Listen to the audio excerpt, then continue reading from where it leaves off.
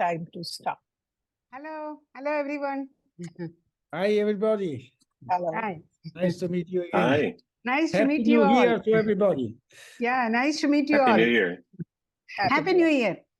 A And very happy good Pongal. evening. A very good evening to all of you, and a very happy New Year to you and your loved ones. Wishing you all a wonderful, wonderful 2024.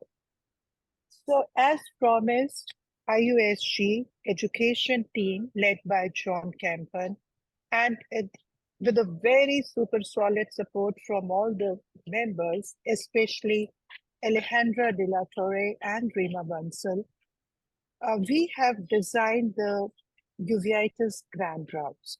This is a kind of sequel to the didactic talks, which we have finished last year. And now is the time to come to the clinic and see, to apply that knowledge in the clinical practice. This is the first grand round that starts with anterior uveitis. So every time we will have a thematic lecture, followed by 3 case presentations by our younger colleagues, and each case will have a discussion by a senior colleague, and some time for controversies towards the end. As usual, we do have CME credit hours for this. You will receive an email after you complete the session, and you have to give your inputs, and the CME credit hours certificate will be emailed to you like previously. And all these grand rounds will be available on IUSG website in case you want to watch them later. We encourage you to type questions in Q&A, which we would try to address as soon as you type. With this, I will pass on the baton to John Kemper, who's the chair of Education Committee for IUSG, and he will take it forward. Thank you very much once again to everyone. And thank you everyone for coming. The IUSG sort of realizes that excellent uveitis education is not available everywhere in the world, especially in sub-Saharan Africa where I'm working. It's just beginning to be introduced. And so this is part of a program of trying to help everyone to be well educated in dealing with the problems that we have as uveitis specialists and managing uveitis cases for those who aren't specialists. We can do so much for these patients. And so we just want to make available more opportunity for everyone to learn about how to take care of them. And so as Vishali, our president, was mentioning, this is a sort of case-based learning type of approach that we'll be doing monthly. And so it's a strong way of learning to manage things, and we'll systematically cover major kinds of uveitis over time. I'd just like to encourage everyone to invite your friends to attend. We'll be having it monthly, and you'll hear more about the next session at the end. And so thank you very much. Alejandra? Thank you, John. Our thematic lecture is Rupesh Agrawal from Singapore. So the case discussion includes first, non-granulomatous anterior uveitis presented by Miranda Guerchi and discussed by Stefan Thoreau. Second, anterior uveitis with rise IOP presented by Armin Kahabi with Uwe Player from Germany leading the discussion. And then granulomatous uveitis presented by Jonathan Malcolm Chaban and discussed by Dr. Ratinam from India. We'll wrap up with a 10 minutes general discussion.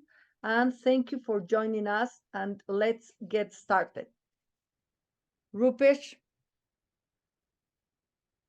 Okay. Are my slides visible? And am I audible? Yes, Rupesh. Okay, fantastic. Thank you, IUSG. Thank you, Dr. Alejandra, Dr. Rima, Dr. John, Dr. Vishali, for having me here for this webinar. Dear friends, I think you will be wondering why we kept this simple topic of anterior uveitis, but I'm sure those who practice uveitis will understand sometimes it is not so easy to manage anterior uveitis, and therefore you'll be thinking at the beginning of the year why we kept a straightforward topic of anterior uveitis. So in next 90 minutes or so, we'll be seeing what all we need to discuss about the anterior uveitis. But before that, we start with this 20 minutes of didactic lecture related to anterior uveitis. But I'm going to keep it a little bit different based on some of the thoughts which were gathered. And thanks to my fellow Carlos, who joined me a few months before, who helped me prepare the entire set of slides for me after discussion. Thank you. So the first slide which I wanted to present here is the vision by Professor James Rosenbaum, who wrote in his beautiful editorial about the coming years, how do we want to treat the uveitis. You have a slit lamp, you put the patient on the slit lamp, and slit lamp give you some kind of a biosensors and give you assessment of cytokines, giving you a very specific diagnosis, and will also prepare you with what medicine you want to give and probably use some of the novel techniques for drug delivery. So that's the future which we all want to kind of live in. And it is good to dream, good to keep this dream coming up. Then only we can move forward in this field of anterior uveitis.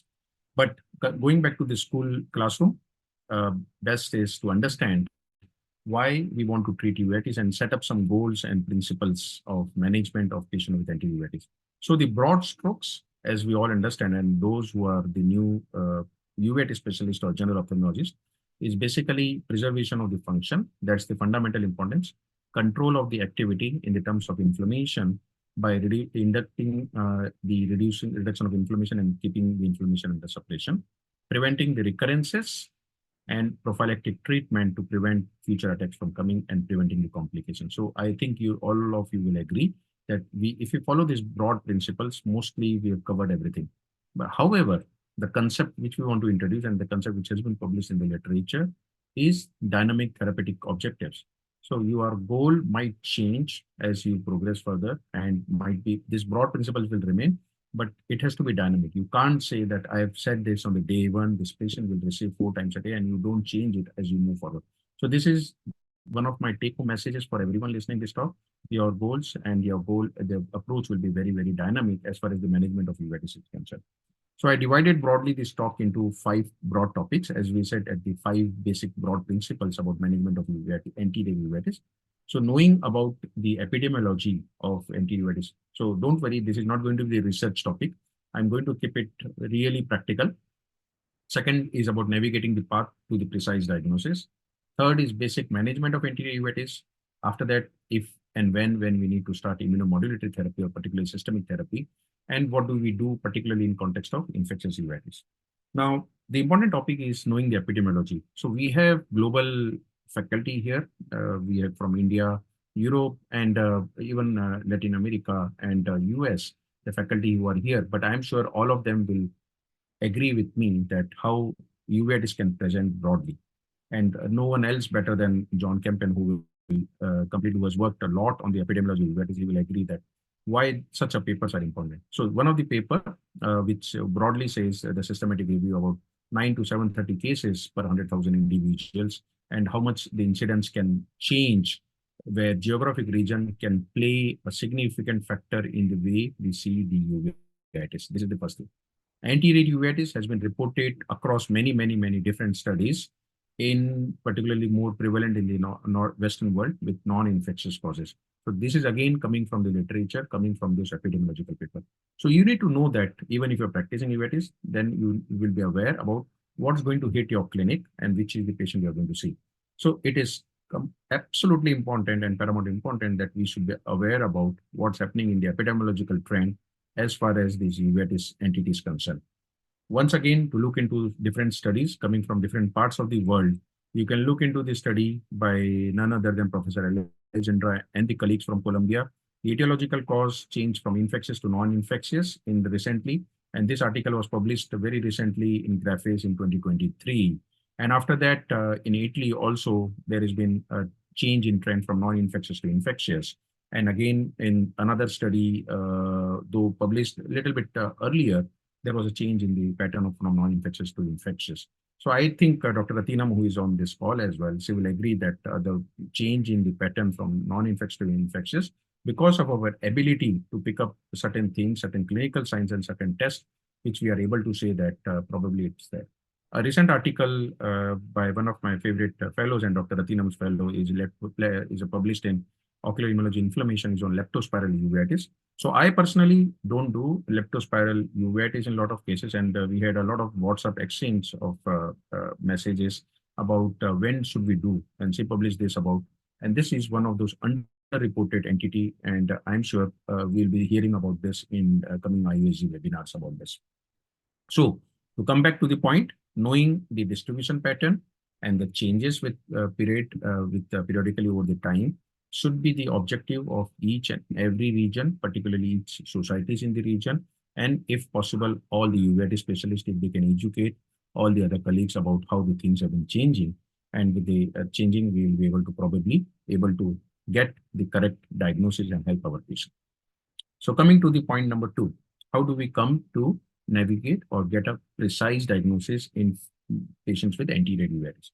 So it is fundamentally important in the field of uveitis, which is very close to the field of medicine. So those who have loved medicine in their MBBS, they will understand how critical it is about history taking. So having a standardized uveitis questionnaire, which you repeat it again and again and again and again in your patient with the uveitis, is fundamentally important. And each clinic can have their own set of questions which you are trying to put up. Sometimes it becomes very boring and why you are asking some of the questions. But I think if you follow this regular thing, probably you will not be missing some of the diagnosis. And therefore, the web platform which we published on OSS, Ocular Autoimmune Systemic Inflammatory Infectious Study, is just not about the research platform. Some people think it as a research platform, but this screenshot from the platform tells you about how you can have a very methodological approach towards a patient of uveitis so that you don't miss any of the clinical sign when you are evaluating a patient of the uveitis. You imagine a world where you are going to enter all these features and automatically, based on AI algorithm which we're developing, you will get a diagnosis of the uveitis based on whether there was keratic precipitates, if those keratic precipitates were there, what were the type of keratic precipitates, anterior chamber cells were there or not, IOP. And once you put on everything there, automatically, whether it is based on the Sun classification or whether it is based on any other classification, the diagnosis came down at the bottom, and then that will be the guiding tool for you to approach your patient with a uveitis. So this is an attempt, but only it will come when you have a very methodological, a very systematic approach towards seeing a patient of uveitis. Recently, day before yesterday, even though as a senior uveitis specialist, I saw a patient, but I forgot to switch off the room light. And then my fellow reminded me, Dr. Pesh, you forget to switch off the light. But immediately I saw that picture I could not take. I could not see any flare or cells in the eye with the room light on. But when we switched off the light, then we were able to pick up very subtle cells which were there, and almost 0.5 cells which are there, and we were able to see. So some of the fundamental importance which has been taught to us before the exams, when we go for the exams, we try to do that. I think it is again very, very important for all the uveitis specialists also to teach to their residents and other new uveitis specialists to follow these tricks and follow the simple principles of uveitis evaluation when you are seeing. So once again, I'm not going into the details of how the KPs looks like, what should be the KP pattern, what is the mouth pattern or the iris and all, which I'm sure there are a lot of things, but I'm giving you broad principles when you approach a patient of uveitis. Again, with the underline is giving the complete name of uveitis. So telling someone about patient, I'm dealing with a right eye acute non-granulomatous anterior uveitis is way different than just saying that, oh, I'm just dealing with a patient of anterior uveitis. So giving a complete respect to that name, and when you converse with your colleagues or with your consultants, with your fellows, so when you talk on phone, then at least the person in front can imagine what you're talking about. Again, to examine for certain important findings when you look inside the anterior chamber, whether it is hypopyon, nodules, synechiae, corneal involvement, iris translumination defect. There are quite lots and lots of findings which you are there in the book. And I am sure all these findings, all of you can pick up, but putting those together, getting a diagnosis is the key. But the first thing is that you should not miss on any of the findings because every single finding can help you. Important thing in context of uveitis is always to look at a patient as a whole. These are the pictures taken from the articles, not the picture of my patient. But again, when you try to look the patient as a whole, go back from the slit lamp, try to look at the patient face, try to look at the patient as a whole, then you will be able to probably able to pick up certain more clues to get the diagnosis right. So I often tell a lot of my fellows, you are more like a Sherlock Holmes when you are practicing uveitis. So be like Sherlock Holmes, look at the patient with a suspicious, like trying to find something.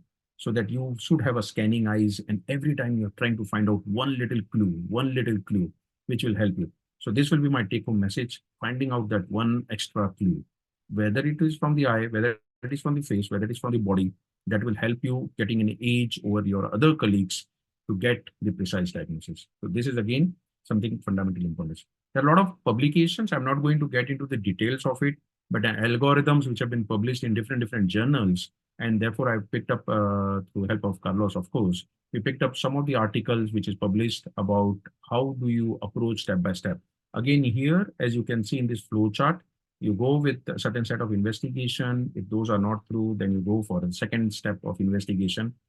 Again, coming from an autoimmunity reviews by another group about an algorithm which they published. How do you go about management? You can go through this. Happy to share the slides with you also afterwards. But again, this will tell you an algorithmic approach about how do you go and approach a patient step ladder. But the idea, and this is by my dear friend from DK Huang from Taiwan. Again, he published a very interesting approach about the expert consensus. Again, something which we fundamentally know, but again, he's published it into paper about the complete history taking, ocular examination, classification of the anatomical location, possible differential diagnosis, and stepwise diagnostic workup. Once again, sometimes you feel like school book teaching, but sometimes it is important to go back to basics, keep these basics in mind, and then accordingly follow a diagnostic pattern for a patient with a uveitis. Again, the take-home message from there, here, all these articles, which I've shown in this thing, and is a tailored approach to a patient with a uveitis rather than going with a fixed approach, and more importance to history taking and complete clinical examination and looking for the extra clue is the critical point here. So just to kind of sum up this point number 2 about the precise diagnosis, that the patient with uveitis should include some of the fundamental tests like blood count, acute phase reactant, X-rays, and syphilis screening. And again, personalized medicine is important. And when you put together this test along with the clinical presentation, then can make some sense rather than just relying on PCR or some of the diagnosis.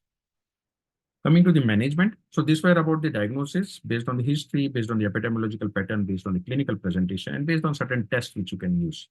Once you have diagnosed a patient with anterior uveitis, how do you go about managing a patient with the anterior uveitis? What are the broad principles again you should remember? Identify the grade of the inflammation. Identify whether you're dealing with just an anterior uveitis or other type of uveitis which might be present. And for that, I'm sure all of you will agree with me that you will have to necessarily examine the fundus and make sure that you're not missing any part of diagnosis. So identifying the grade of inflammation and the related disease. Again, defining a very clear objective, which we miss. In glaucoma colleagues, we should learn from our glaucoma colleagues, they say target IOP, but we don't have a target there. We just treat it. So maybe something for us to consider. Should we set up some target at the beginning of the treatment? That is again something which we at IUSG probably should consider. And what all those target points should consider besides like IOP glaucoma people have, they might have HVF. Probably we should have 3-4 things there in that whenever a person sees, then they should set up a target and then start with the step treatment. Of course, you rule out the infectious etiology as far as possible from your clinical examination. Sometimes it is not so easy. It is easier said than done. And then start with your steroid treatment. Again, based on patient to patient, it will change. Based on practice to practice pattern, it is changed. But I still remember my school book teaching where I was told that you start the steroids soon enough, frequent enough, and strong enough. So don't be very chicken-hearted in starting the steroid. Oh, I'm not going to give probably just the 3 times or 4 times and all. If you really have to give it. Give it with full confidence that I'm going to give it. Associated with that, supportive therapy of topical mydriatic agent, and sometimes if need be, NSAID or other type of drops. Again, I'm not a very heavy user of systemic corticosteroid in patients with anterior uveitis, but very, very rarely in very severe cases, it might be needed, though it is written in the presentation, but I am not still will go with this topical steroid unless I see a posterior uveitis component, then I start. But again, case to case basis, we can always decide. Treatment strategy, again, initiate with corticosteroid for control of induction and then continue with that. Calcium, vitamin D, a very beautiful article published by Professor Alexandra and the colleagues on the use of vitamin D, and that is they have shown in the systematic review meta-analysis about the vitamin D and its role in the uveitis as such. Now, this controversial topic, I'm not a great believer, I will say, but still, for the completion sake, I put up when probably we can consider immunomodulatory or probably steroid sparing some of the therapy, where there is a failure to control with the corticosteroid therapy, worsening of the inflammation despite being the patient on the topical and the high-dose steroids if possible. But of course, my first step will be to rule out any other etiology if possible, failure to control the inflammation, maintain control of inflammation at a certain level. You probably need to consider the case-to-case basis. But once again, this is not commonly used. So don't take it as a take-home message. Dr. Agrawal said it. You need to use immunomodulatory therapy, and then you probably forget about the fundamental thing which has been told. So be careful when you are going to advise immunomodulatory therapy in the patients with that. And I'm sure John will agree with that. He's done quite a lot of extensive work on the immunosuppressive therapy. Just to kind of get back to our track of the last point. So we have covered about epidemiology, we have covered about clinical signs, we have covered about precise diagnosis and about the basic treatment of patient with anti-uveitis. The last point is about the specific etiology, which is coming up in a big way, is the infectious anterior uveitis. So once again, identifying the etiological diagnosis after you have established the anatomical diagnosis should be at the top of your mind. You should try and change it as far as possible. But once again, with the resources at disposal of each clinic and each country and each setting, your approach might change. Some people might not have access to PCR. Then they will say, oh, I'm not going to achieve a complete diagnosis, but I'm sure there are other tricks, other ways to achieve the diagnosis. So though PCR is needed for achieving a diagnosis of CMV and uveitis, but in a resource-limited setting, if you don't have, you can definitely rely on certain clinical signs and see whether you are dealing with a patient with a CMV and uveitis.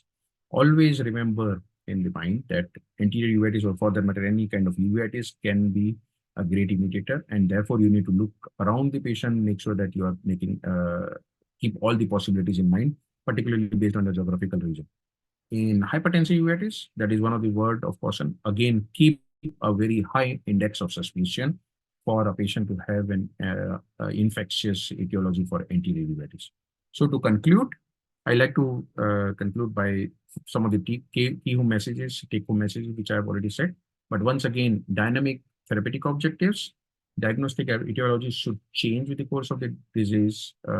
Important point about looking at the patient as a whole, looking at that particular clue, and step treatment, and probably strong enough, soon enough, and probably early enough should be the goal in managing the patient with anterior uveitis. With that, I would like to thank once again IUSG for inviting me to give this talk.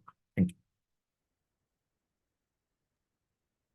Thank you so much, Rupert, for this fantastic conference and very detailed. Very, very nice conference. Thank you again. And now, the first case discussion is non-granulomatous anterior uveitis, presented by Miranda Gerke and discussed by Stefan Thoreau from Germany. So Miranda, please go ahead. Thank you. So first off, thank you for inviting me. As mentioned, my case is non-granulomatous uveitis. So I'm presenting a patient who's female and 40 years old. So obviously when she first came into our clinic, I asked her what her problems were. And can you see my... Yes, perfect, Miranda. Yes, Miranda. We are seeing your slides. I cannot...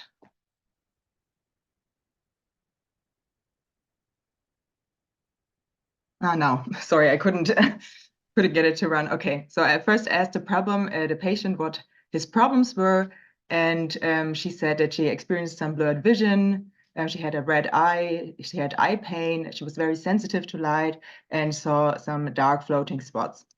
Then I obviously asked her which eye was affected. She said that actually both eyes were, and then I asked her for how long this has been going on for. She said for already 1 week. Then I asked her about any underlying conditions, but she said she was otherwise very healthy. I also asked her about her medications, but she said she didn't take any.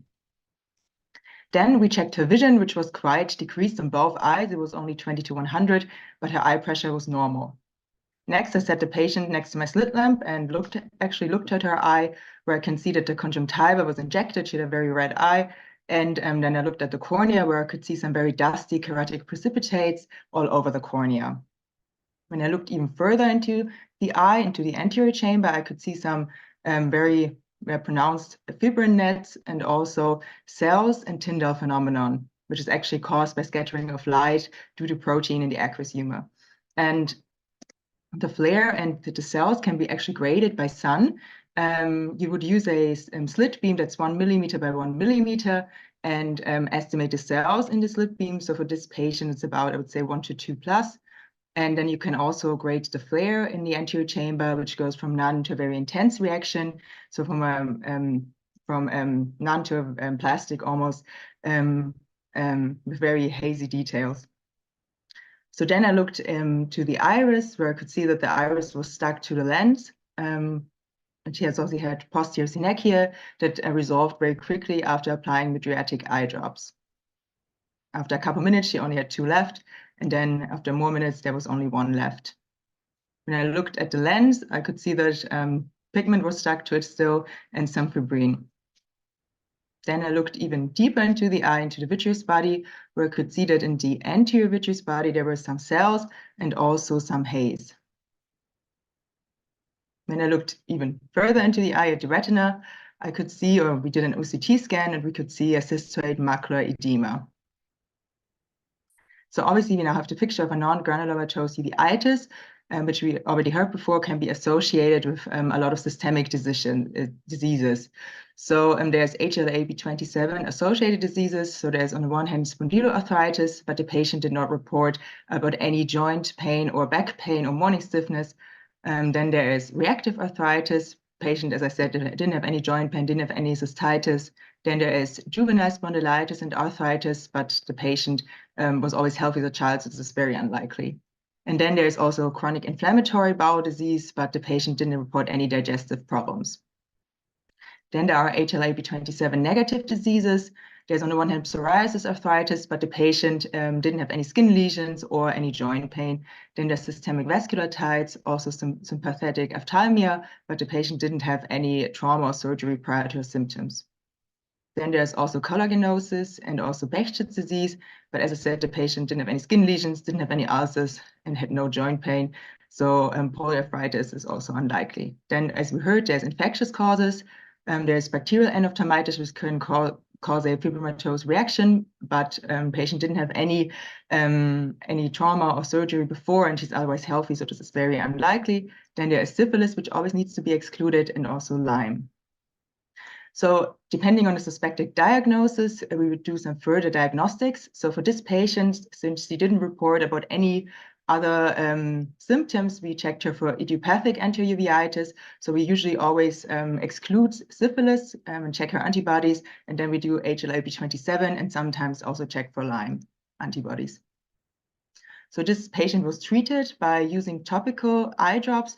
We usually use prednisolone acetate eye drops, 1%, and the patient has to apply them in the beginning very frequently, every hour for 3 to 5 days, and then they can reduce it by 1 drop every week. So obviously the patient doesn't need to get up at night every hour, so we usually prescribe them hydrocortisone ointment for the night, and then also some cycloplegic eye drops like atropine 0.5%. To take 2 times a day to avoid further posterior synechia. The patient had quite pronounced synechia, but they resolved after I applied topical mydriatic eye drops. If this wouldn't have been the case, we usually use or like to use some subconjunctival injection of atropine and suprarenine or phenylephrine and atropine. What the patient did have was a pronounced macular edema, so we actually used steroids parable bar. We usually give 40 milligrams of triamcinolone because it works for about 2 weeks and resolves slowly. So we did this for the patient.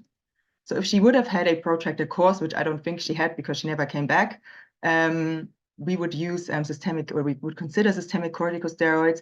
We would start by 1 milligram per kilogram and then reduce it every week to avoid adrenal insufficiency. So as we already heard, this is not the case with this patient, but if I would have had a patient with a chronic inflammation, a frequent relapses, or an underlying systemic disease, I would consider steroid-sparing immunosuppressants. We like to use methotrexate or mycophenolate because they have a very good benefit-risk profile. However, there's 10F inhibitors, azathioprine, tacrolimus, interferon alpha, or cyclosporine, which work. This obviously has to be done in cooperation with a rheumatologist because, at least in Germany, this treatment is not approved for anterior uveitis alone.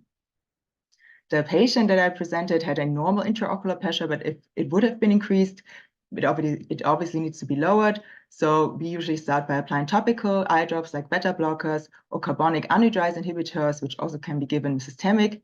And then second line prostaglandin derivate, which could increase the risk of macular edema, and alpha mimetics. So miotic eye drops should be avoided because they can disrupt the aqueous humor barrier and also carry or increase the risk of posterior synechia.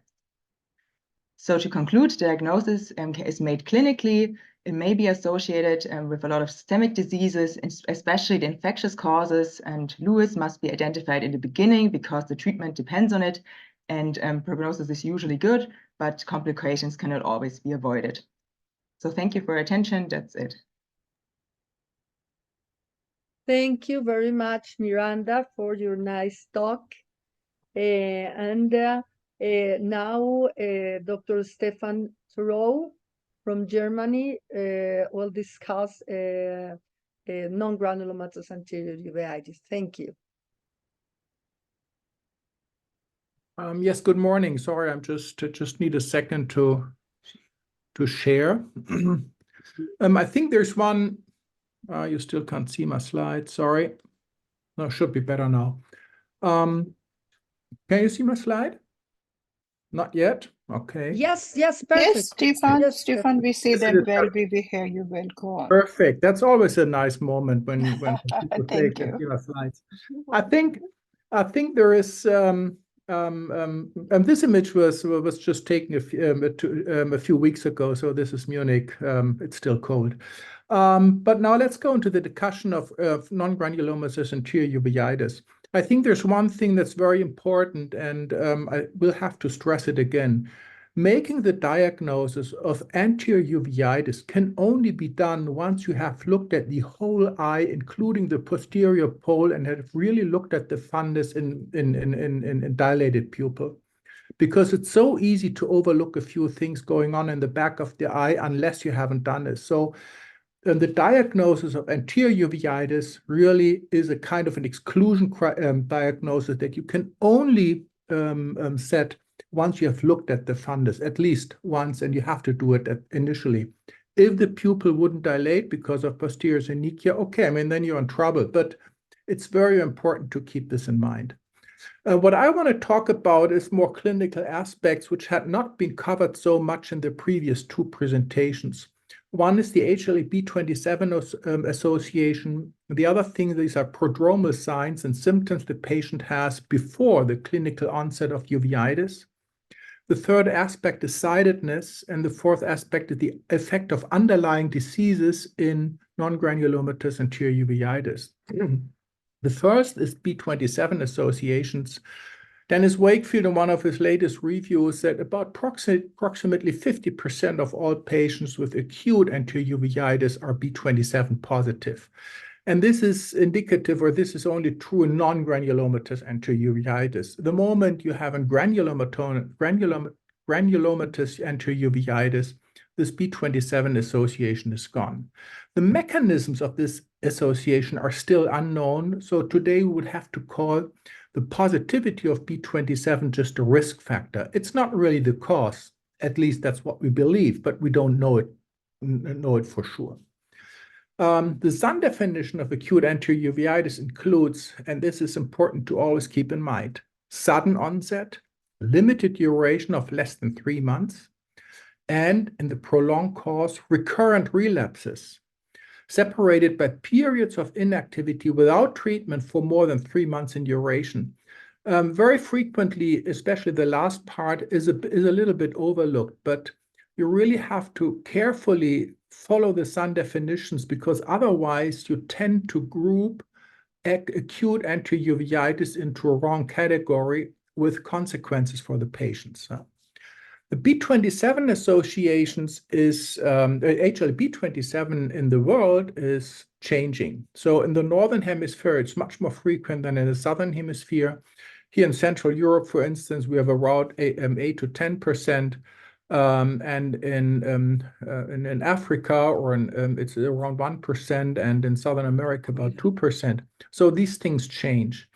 And this is very important when you look at the B27 associations and typing in your region. You have to know the frequency of these alleles. Once again, the testing is only useful in non-granulomatous anterior uveitis. You may have, this is probably not really nice wording I just put here, I'm sorry for that.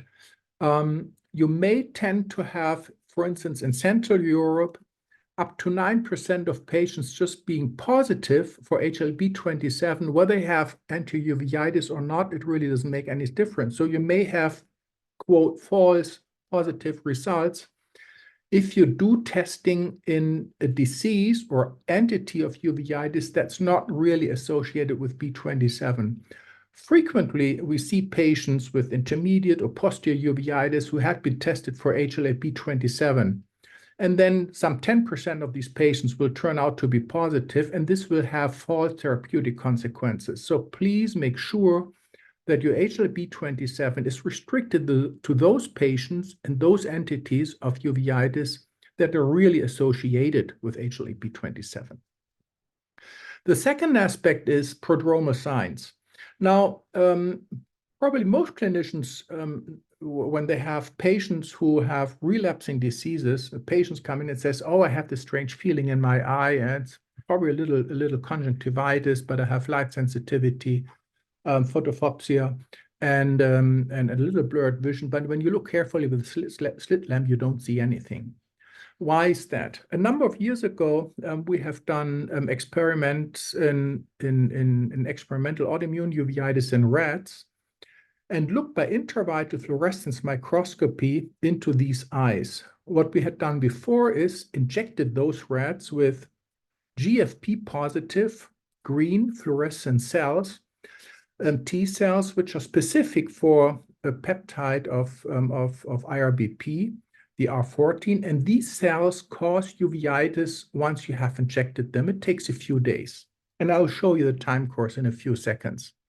So these are GFP positive cells. We inject them IV, and we follow the iris with the intravital microscopy. And you can see here in the lower panel that after half an hour, they're sitting, these cells, in the iris tissue, not in the vasculature. They're not flowing in the vessels. They're really sitting in the iris tissue. So within 30 minutes, these activated cells migrate into the tissue. And these number of cells will increase in the iris over time.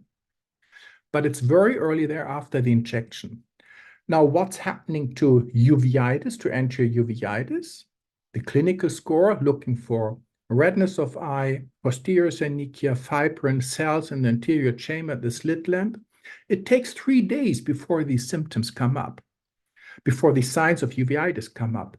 So it took 3 days on average in these animals. They have first cells immigrating into the iris tissue, but we can see it only 3 days later. And this kind of prodromal stage is something that the patient feels, because the iris tissue and also the ciliary body are sensitive tissue. There are nerve fibers, there are pain fibers in. And these first days of inflammation, where this inflammatory cell sitting in these tissues, that's something that the patient feels. It's very specific symptoms. It's completely different from foreign body sensation, all these things. It's a very specific feeling.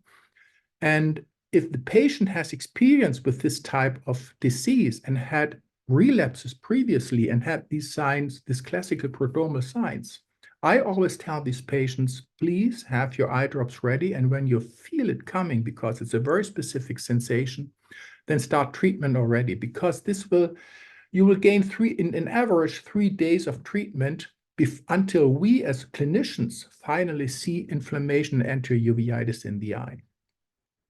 The third point I want to make is sidedness of relapses.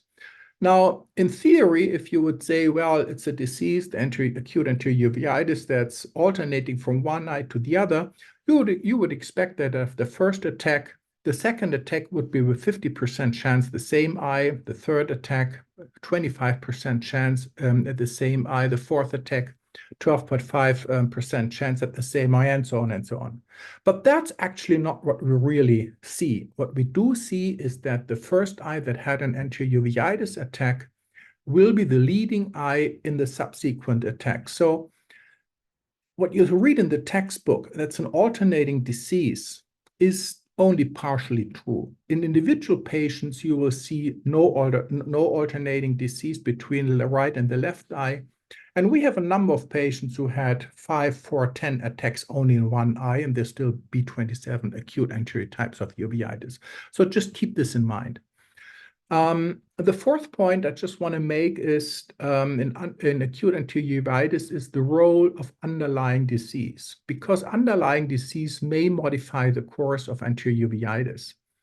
As I just said, and I've shown you this text a few seconds ago, is the SUN definitions is sudden onset, limited duration, recurrent course. Now, this is very true in most cases in whom who are either HLA-B27 positive or have an ankylosing spondylitis as an underlying disease. And then most frequently, it's one eye at a time. But other diseases like inflammatory bowel disease, reactive arthritis, psoriasis arthritis, these diseases do modify this classical course. The first point, the frequency of HLA-B27 is less, so it's only 15 to 30%, indicating that most of these patients will be B27 negative. There's more frequently both eyes simultaneously affected at the same time. In those patients with these underlying disease, there's more chronicity, indicating that uveitis, anterior uveitis, is more than 3 months. And you have more frequently involvement of the posterior pole, like intermediate uveitis type retinal vasculitis. So just keep in mind that what we usually talk about in acute anterior uveitis is the pure the B27 positive association in patients with ankylosing spondylitis, but that some other diseases may modify the course of the anterior uveitis, and it's still an acute anterior uveitis. Now, these were the 4 points I just wanted to make in addition from a clinical point of view to the presentation that had been done before. And I thank you for your attention. If there are any questions, we can go into discussion.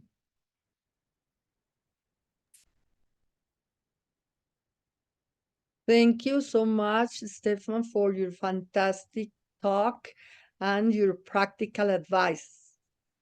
I don't know if we have no, we have no questions, but I have one question, quick one.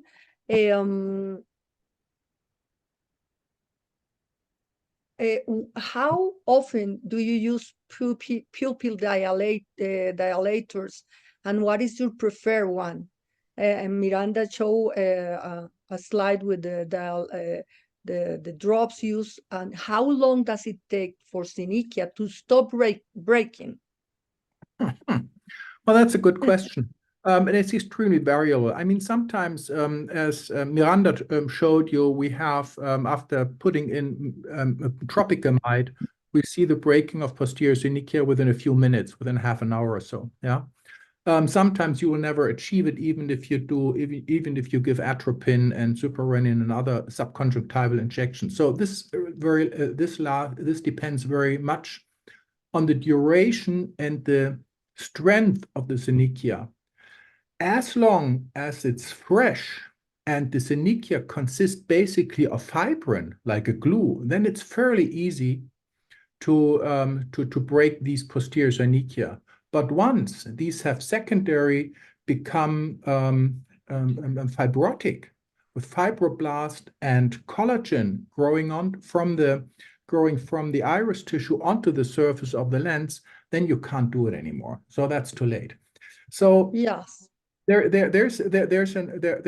are 2 reasons why at each attack we dilate the pupil therapeutically, for basically 2 reasons. One is see whether we can break posterior synesthesia, at least prevent further posterior synechiae from development, and that's also one of the reasons why we hate to use pilocarpine, because they Yes. posterior synechiae, and we had that. We've seen those cases. And the second aspect is, once you have released the sphincter of the pupillae, some of the pain will go away just by dilating the pupil. You have blurred vision, you have some other problems, but at least the pain will go away. And from then on, it's always very individual. You have to make a decision of how long the pupil has to be kept dilated. Depends, in my hands, predominantly on the existence of fibrin. The more fibrin, the longer you have to use the mydriatics. Now, if we see that we need mydriatics for a long time, we would prefer scopolamine.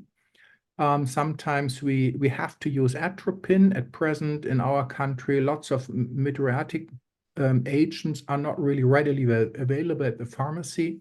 So sometimes you're just happy if we get something that just dilates the pupil and the patient has access to it, because treating as early as possible and as soon as possible really is mandatory. Use whatever you have, Yes. but the speed is important. Thank you, Stefan. You have more questions, but we will, to run on time, we will please write the answers in the Q&A. Thank you. Fantastic talk. So we will continue with our second case. Is anterior uveitis with rise IOP, presented by Armin Takhavi, with Uwe Player from Germany leading the discussion. Please, Armin. Thank you. Thank you very much. Can everyone see my presentation, my slides? Yes, Armin, they're very clear. Go on. Thank you. Hello and welcome to everyone listening. First, I want to thank you, IUSG, for the invitation. My name is Armin Tagavi.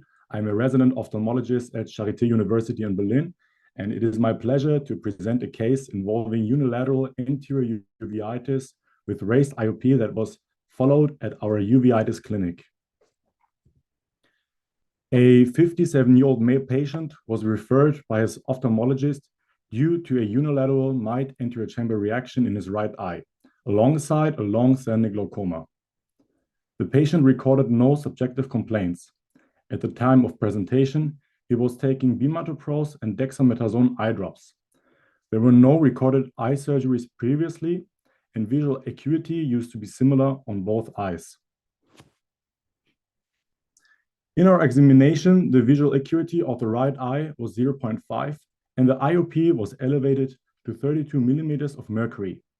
The anterior segment of the right eye showed very few endothelial precipitates and few cells in the anterior chamber. Upon examining the optic nerve head, an increased cup-to-disc ratio was observed. The left eye exhibited no abnormalities in both the anterior and posterior segments and showed good visual acuity with normal IOP. Gonioscopy showed a wide, open anterior chamber angle in both eyes. The image shows very few endothelial precipitates, which could be easily missed, and a mild corneal edema can be seen here in this image. Due to the abnormalities of the optic nerve head, the patient underwent a papillary OCT, revealing a remarkable decrease in the temporal retinal nerve fiber layer thickness of the right eye, which corresponds to the significant scotoma predominantly in the temporal region of the right eye in the visual field test. So what would be your next diagnostic step?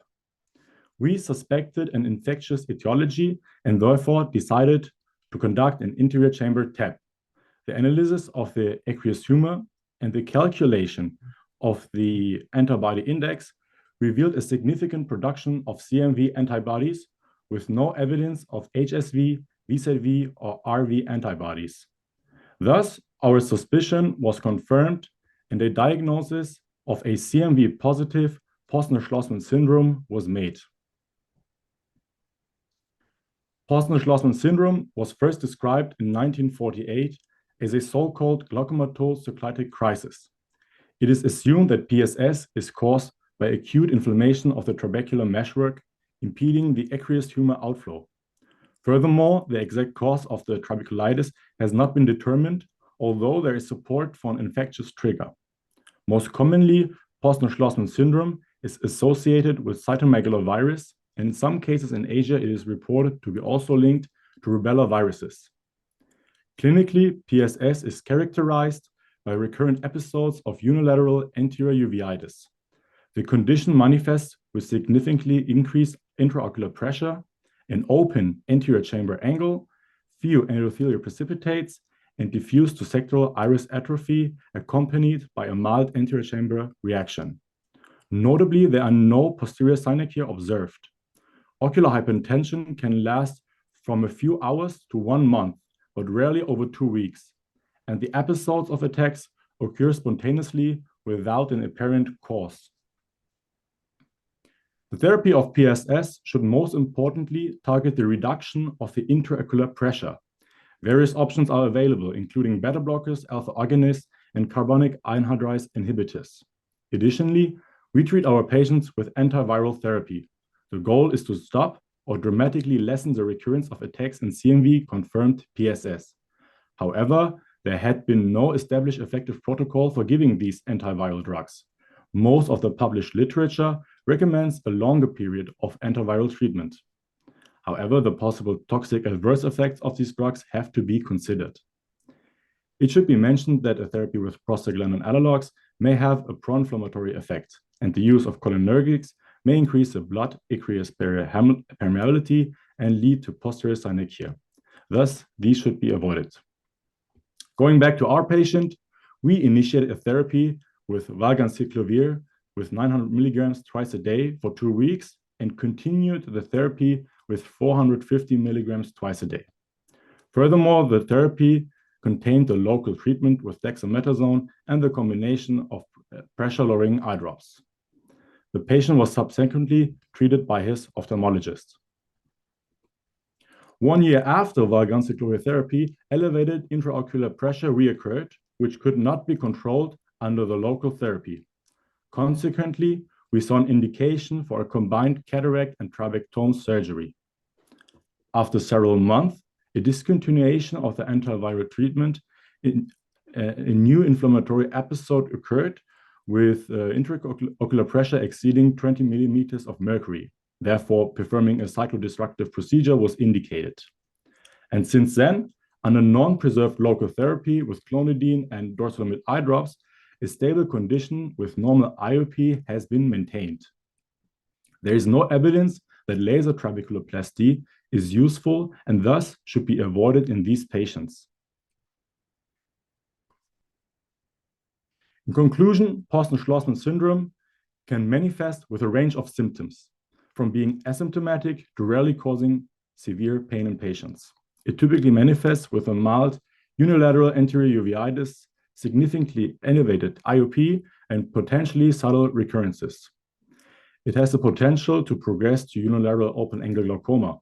The recommended therapy involves antiviral and pressure-lowering medications. In cases of inadequate pressure control, despite the use of anti-glaucomatous treatment, surgery might be necessary. Thank you very much for your attention.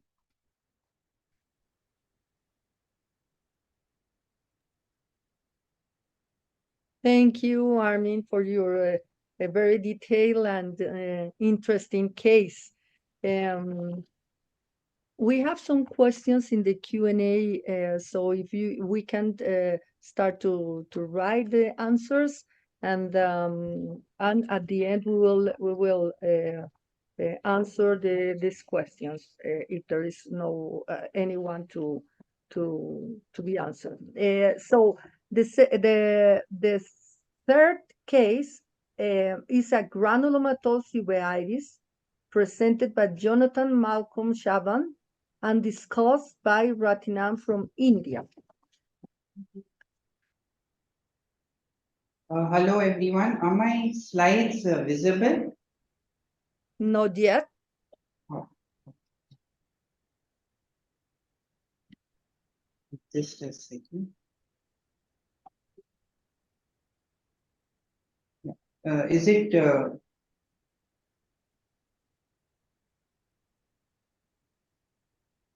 Alejandra, can you understand me? Pardon me? It's Uwe. Can you understand me? Uwe? Yes, yes. Oh, sorry, Uwe. I had Sorry, a connection Uwe. It's problem, but Uwe, you now, no, sorry. Uwe German lady, we'll discuss this case, sorry. Okay. Are my slides visible? No, it's Uwe that will be the presenter now. Okay, I will stop sharing. Yeah, now you, Uh, Jonathan, yes, ma'am. the slides came first. Yeah. Okay, Dr. Uwe, I think, will be presenting, ma'am. Okay. Yeah.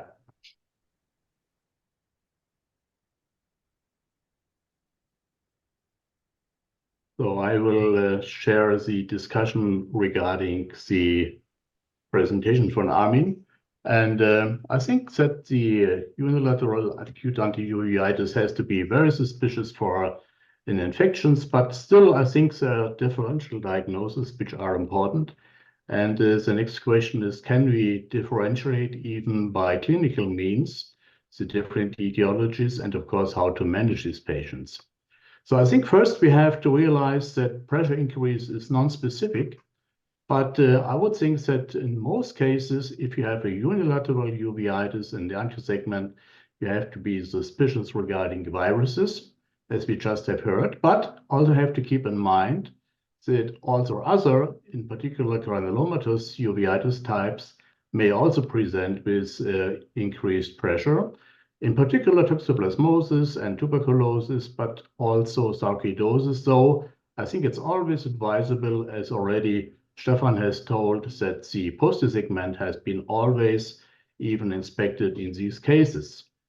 So the most common pathogens that we can expect in the anterior segments are herpes viruses. And here, of course, the alpha herpes viruses, that means HSV and varicella zoster, are the most prominent candidates. And we have to keep in mind that these are persisting in the neural ganglia, whereas the beta viruses, like the cytomegalovirus, is persisting in the myeloid cells, which may have an impact on our treatment modalities and also on the pathophysiology. And also we have to keep in mind that other viruses, like the RNA rubella virus, is a common and frequent cause of increased pressure, and of course very often associated with fuchs uveitis.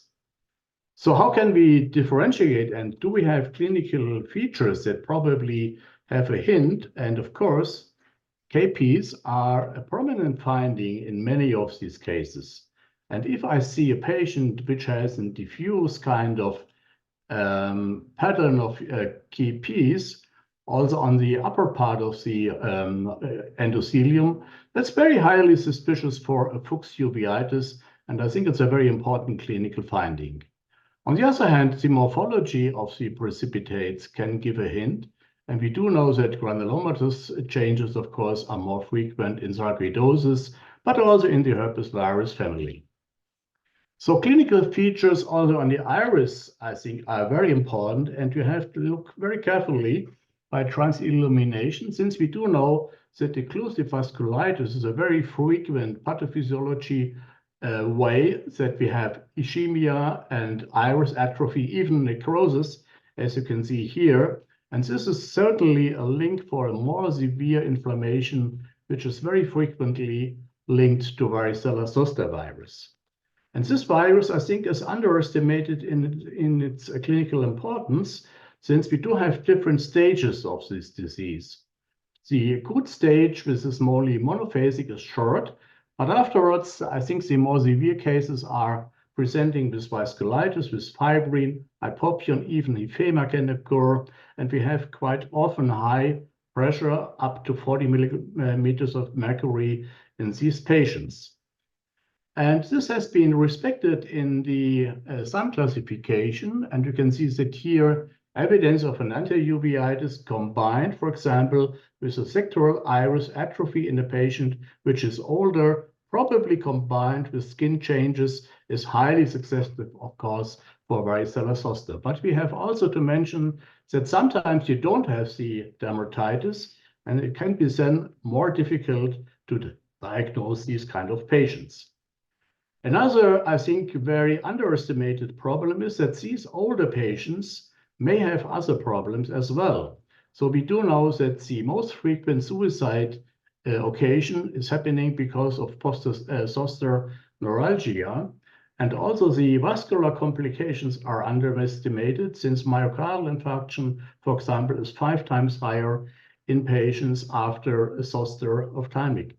And therefore, I think the cooperation with other specialists is quite important. Also, we have to keep in mind that we as ophthalmologists may increase the risk for these patients. We do know, of course, that the age has an impact, but also our treatment like DMARS or TNF blockers or even JAK kinase inhibitors may increase the risk for zoster 5 times. I think it's very important to keep in mind that these patients probably need a vaccination before we introduce the treatment.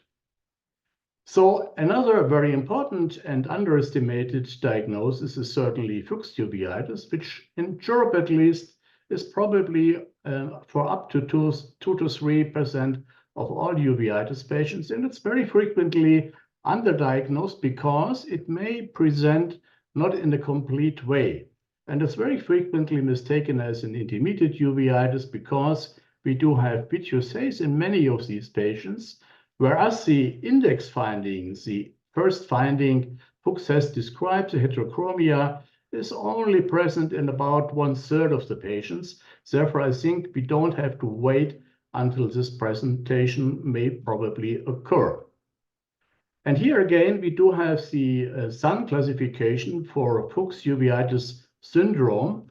I don't like the expression actually, and I don't like actually the criteria, since it may present even bilateral in 10%.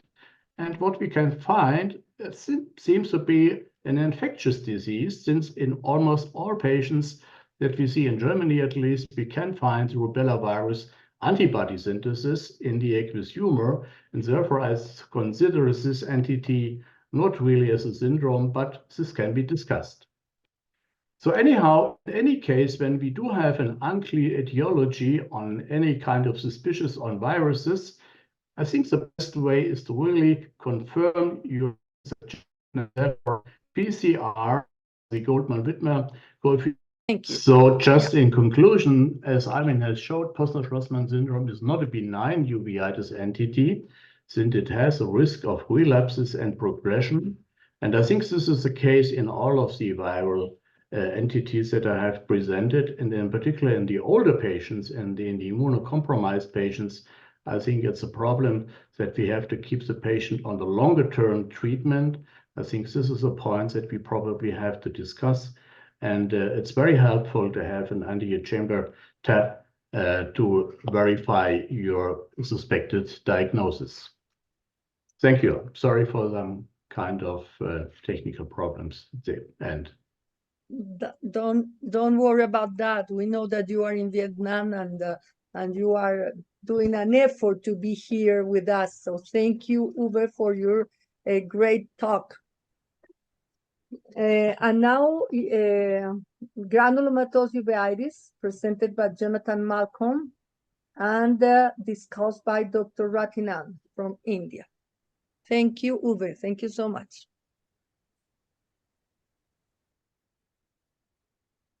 Are my slides visible? Yes, yes. Yes. You have to slide share. Yeah. Yes, ma'am. Good.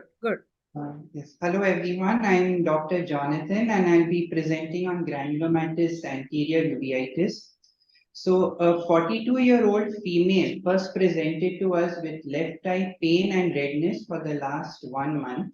The pain was insidious in onset and gradually progressive with persistent redness, but she did not take any treatment for it.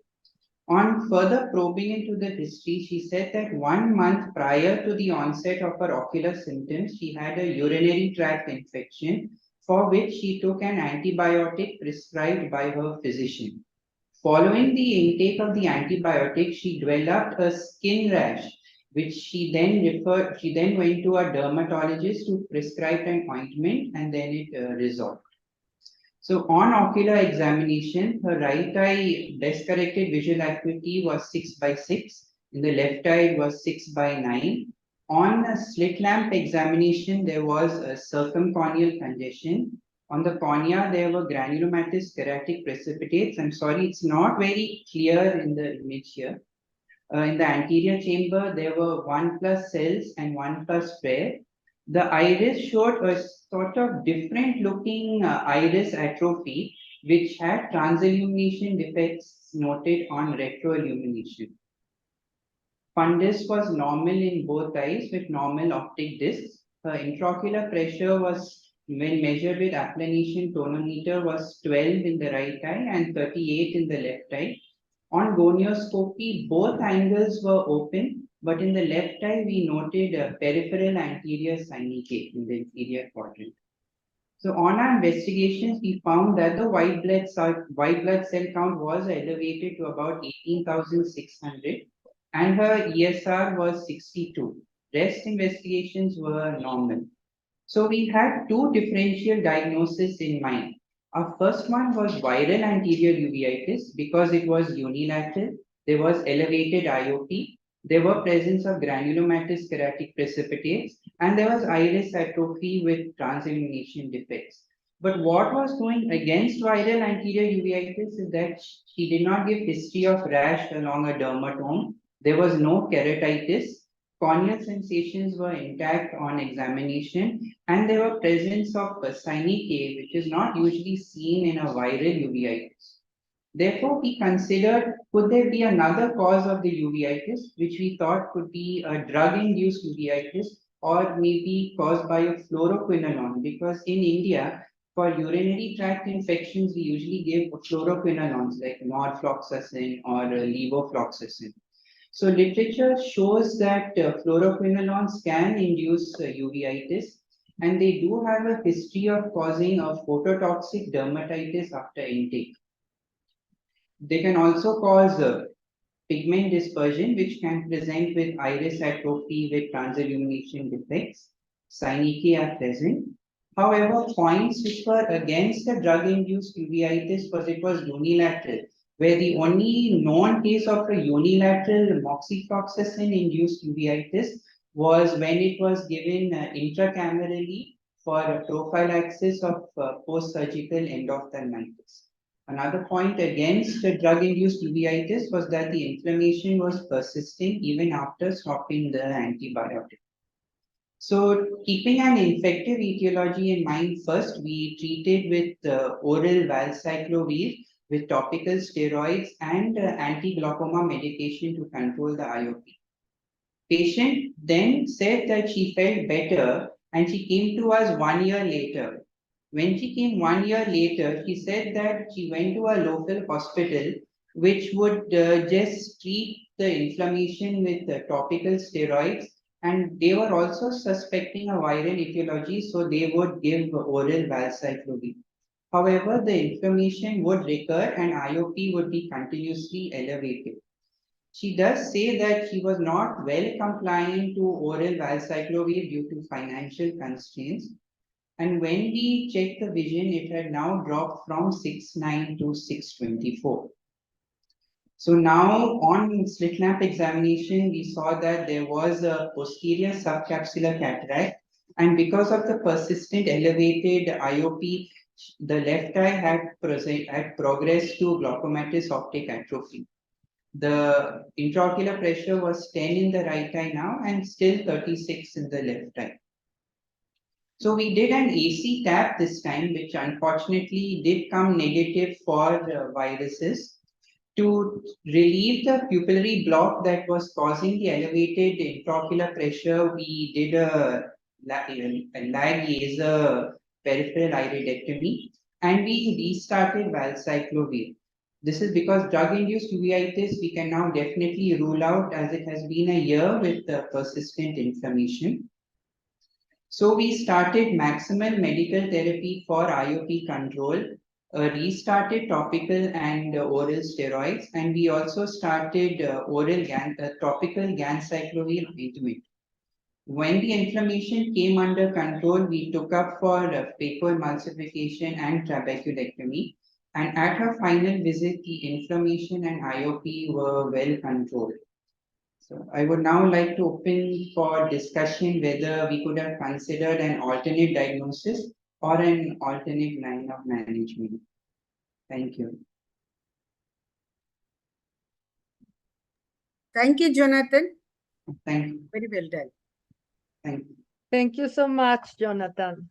Thank And you. then, fantastic talk. So, and then Dr. Ratinam, please go ahead with your discussion of this case. Yeah, actually, the previous case was presented. Am I audible? Am I audible? Yes, yes, Yes, but Dr. My slides are visible? No. no. One second. Okay. One second.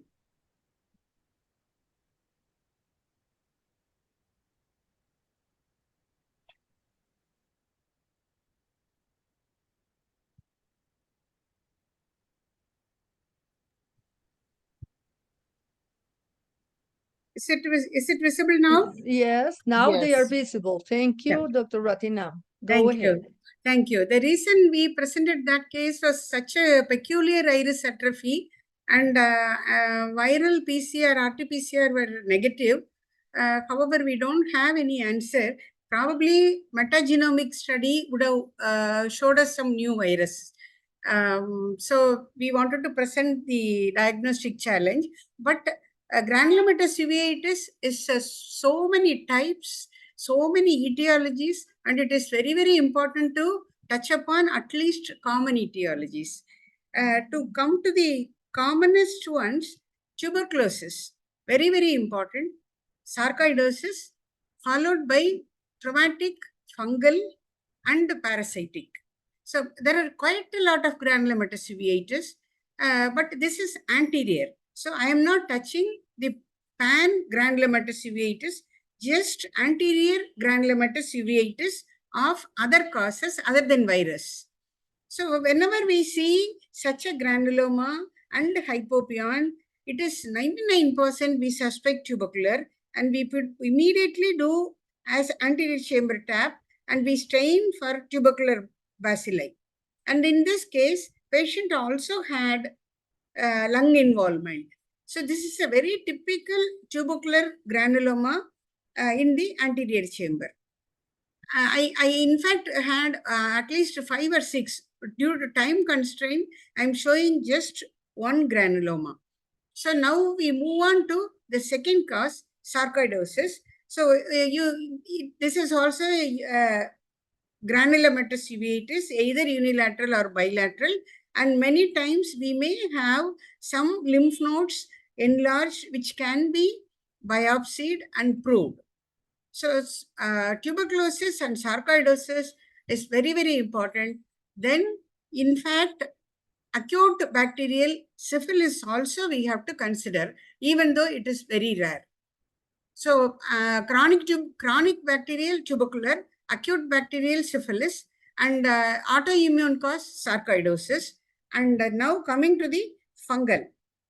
Invariably, this is followed by a trauma, and any fungus you can see. In this case, it is cladosporium, but we can have at least 5 or 6 very, very common fungus that is seen in villages, and very commonly seen in diabetic patients, and also in agricultural workers, because they are prone for trauma.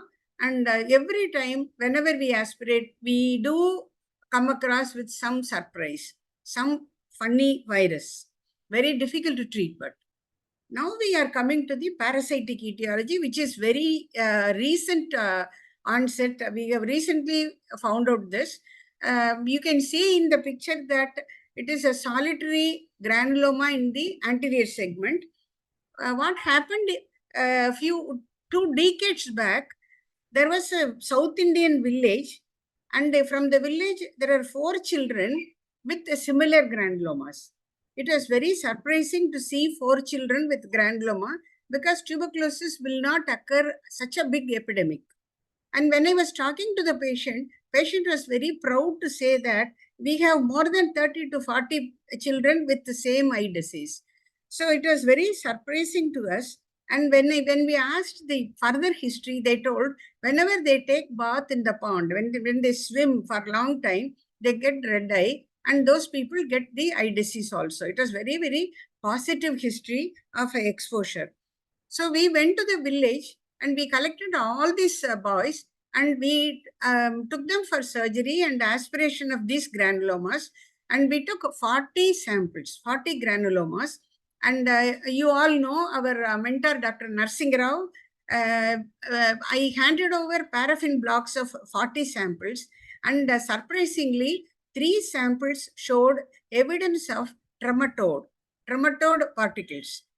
So, but there is no way we can prove because it is a cut section. We cannot see the morphology of the worm. So, we published this as a presumed trematode granuloma.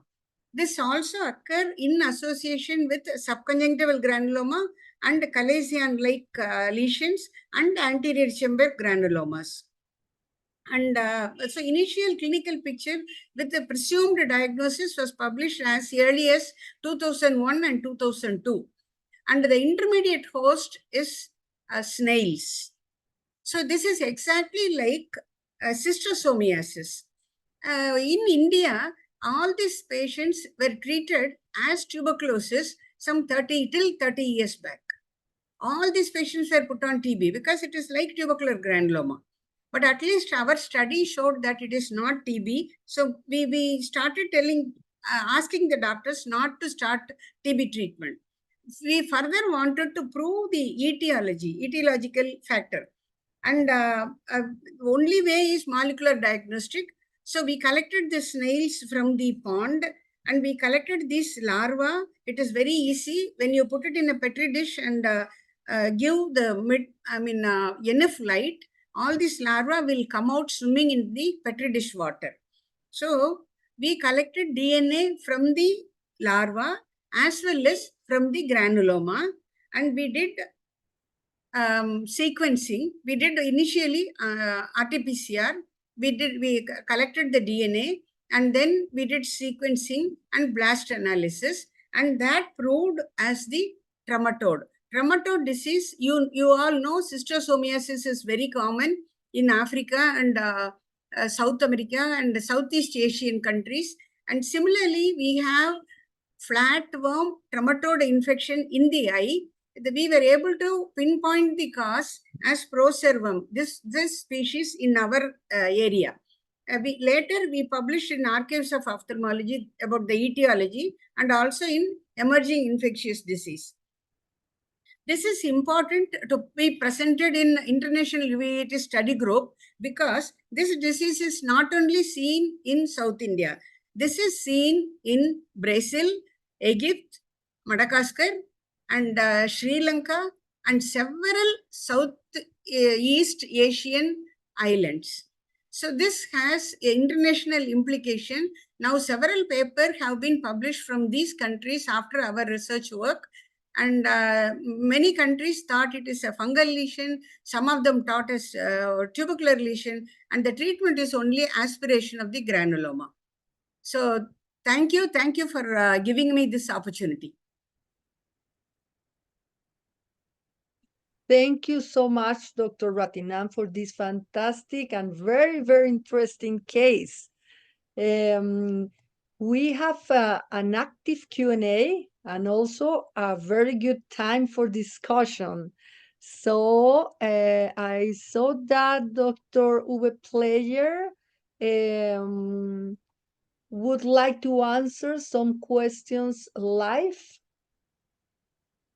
Yeah, one question was regarding the treatment course in CMV positive anterior uveitis, and I have to say there's no agreement first to treat systemically what we do, since in Asia there's also an ointment available which is 2%, And it has been reported some patients may react positively. That means they respond to the inflammation when you apply topically ganciclovir as an ointment. I have to say, first, we don't have it available. And second, it's very difficult to have a 2% solution. Our pharmacists have been not able to repeat this kind of treatment. And at 1.5%, that's the maximum that you can reach. But what we are doing, we are treat the patient systemically, and we start with 2 times 900 milligrams for 2 weeks, and then we continue the treatment.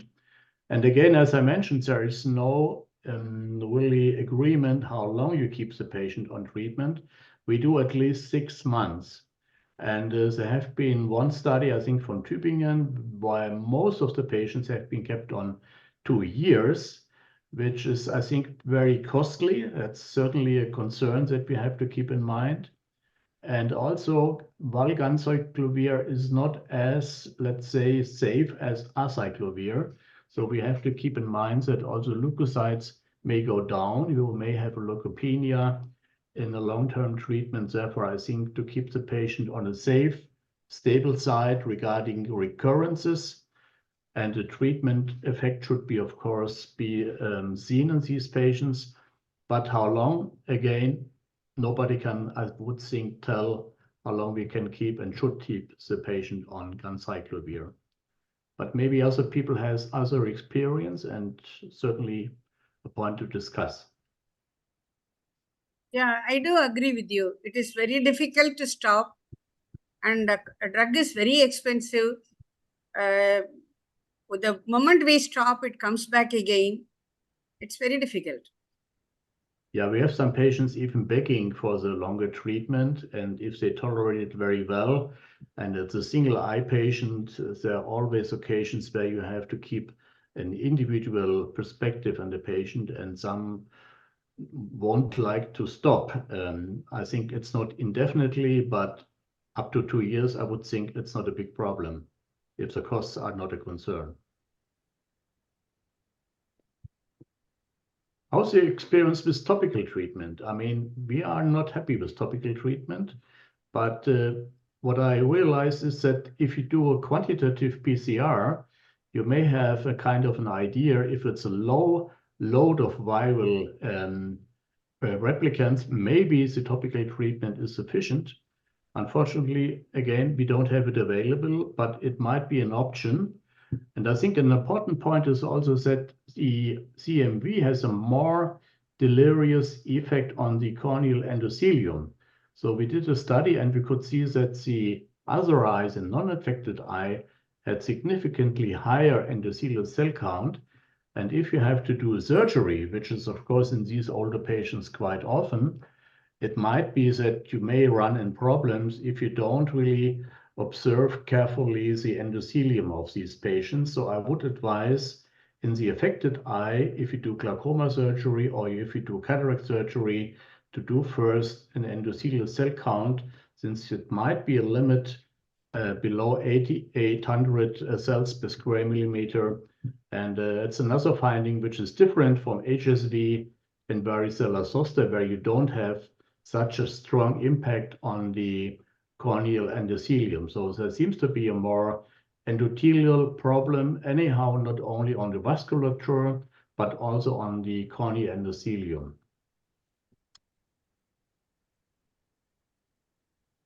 Thank you, Uwe. So visually, Yeah, to add to CMV anterior uveitis, as Uwe is mentioning, the endothelium is affected. So I find doing a specular microscopy count very useful.